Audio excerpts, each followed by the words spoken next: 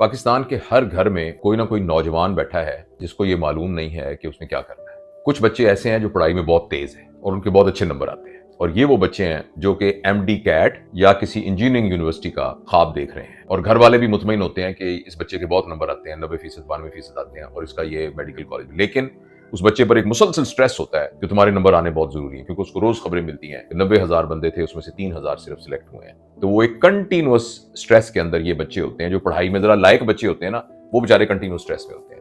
کچھ جو ہوتے ہیں وہ میڈیوکر ہوتے ہیں، جو درمیانے سے ہوتے ہیں، جن کے 60%، 65%، 70% نمبر آتے ہیں۔ یہ وہ بچے ہوتے ہیں کہ جن کے اوپر گھر والوں ان کو ہلکا سا دل میں ایک خواہش بھی ہوتی ہے کہ ہمارا کسی اس طرح کی یونیورسٹی میں داخلہ ہو جائے، اور ساتھ ان کو یہ بھی خوف ہوتا ہے کہ وہ اس لیول کے ہیں نہیں پڑھائی کے اندر۔ اور یہ وہ لوگ ہیں جو بڑی ایک انسرٹنٹی کے ماحول کے اندر ہر وقت رہتے ہیں۔ اچھا، کچھ ایسے بھی ہیں کہ جو پڑھائی میں بھی اتنے اچھے نہیں ہوتے، اور وہ بھی، لیکن یہ جو میں نے تیسرا گروپ بتایا ہے نا، جو پڑھائی میں بہت زیادہ اچھے نہیں ہوتے، یہ ایک لحاظ سے تھوڑے سے ایڈوانٹیج ان کو یہ ہوتا ہے کہ یہ شروع میں ہی کہیں نہ کہیں ہاتھ پیر مارنا شروع کر دیتے ہیں، اور کوئی نہ کوئی باہر تجربہ کرنا شروع کر دیتے ہیں کہ جس کے ذریعے سے کوئی نہ کوئی کمائی کا کوئی نہ کوئی سورس تلاش کرنے کی کوشش کرنا شروع کر دیتے ہیں۔ اچھا، یہ پوری میں آپ کو تمہید اس بات پر باندھی ہے کہ وہ زمانہ جس زمانے میں میں اس گروپ میں تھا، اس زمانے میں پورے معاشرے کے اندر اپرچونٹیز جتنی تھیں، لوگوں کی تعداد بھی اتنی ہی تھی، اور یہ سارے گروپ کے لوگ جو ہیں وہ کنزیوم ہو جاتے تھے۔ اوپر کے لوگ ڈاکٹر، انجینئر وغیرہ بن جاتے تھے، یا کسی اور آرٹس کے سبجیکٹس میں کچھ اچھا پرفارم کر کے کسی اور بزنس وغیرہ میں چلے جایا کرتے تھے، اور جو درمیان کے لوگ ہیں وہ سرکاری نوکری کوئی نہ کوئی حاصل کر لیتے تھے۔ کوئی ایم اے کر لیا، ایم اے کر کے سرکاری نوکری کر لی، کچھ اور بی اے وغیرہ کر لیا، پھر کچھ اور کورس کر کے کسی محکمے میں، کوئی باپڈا میں لگ گیا، کوئی سوئی گیس میں لگ گیا، کوئی کسی اور محکمے میں لگ گیا، یا کسی پرائیویٹ سیکٹر کے اندر لگ گیا، کسی فارماسیوٹیکل کمپنی میں میڈیکل ریپ لگ کے آگے ترقی کرتے کرتے آگے چلے گئے، اور جو نیچے والے گروپ کے تھے وہ کسی کاروبار وغیرہ میں وہ لگ گئے سارے کے سارے۔ لیکن اب اتنا زیادہ کمپٹیشن ہے، اور آہستہ آہستہ اپرچونٹیز جو ہیں، جو کہ کنونشنل اپرچونٹیز ہیں، یعنی نوکری والی اپرچونٹیز، وہ کم ہوتی جا رہی ہیں۔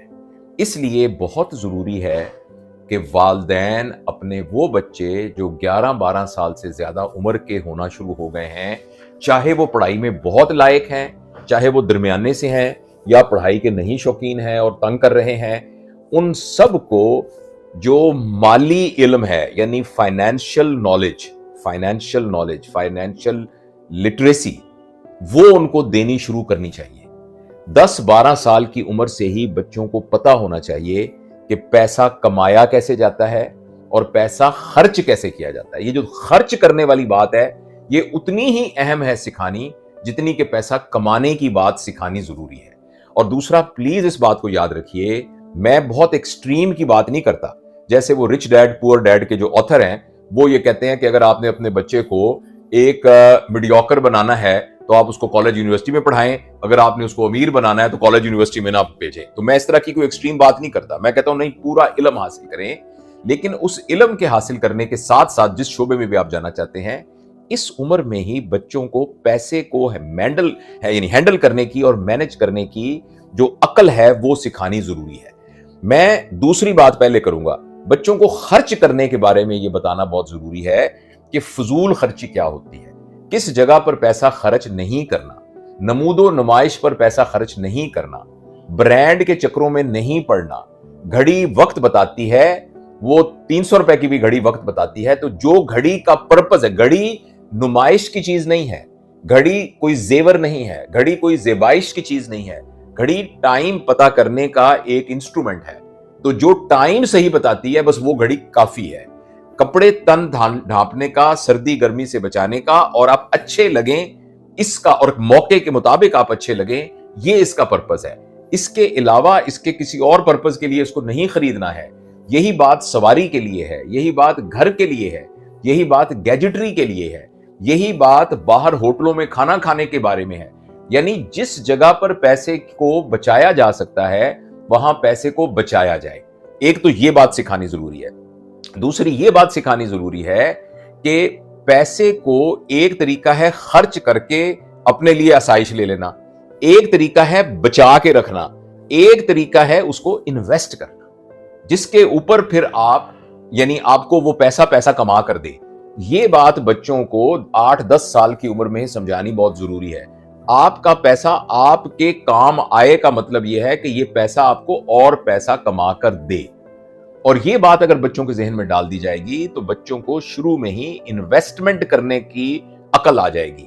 ایک چیز سیونگ ہے، سیونگ بھی بڑی ضروری ہے کہ پیسے بچا کے رکھے جائے، لیکن سیونگ سے بھی زیادہ ضروری انویسٹمنٹ کی ہے کہ وہ پیسے اور پیسے جنریٹ کریں.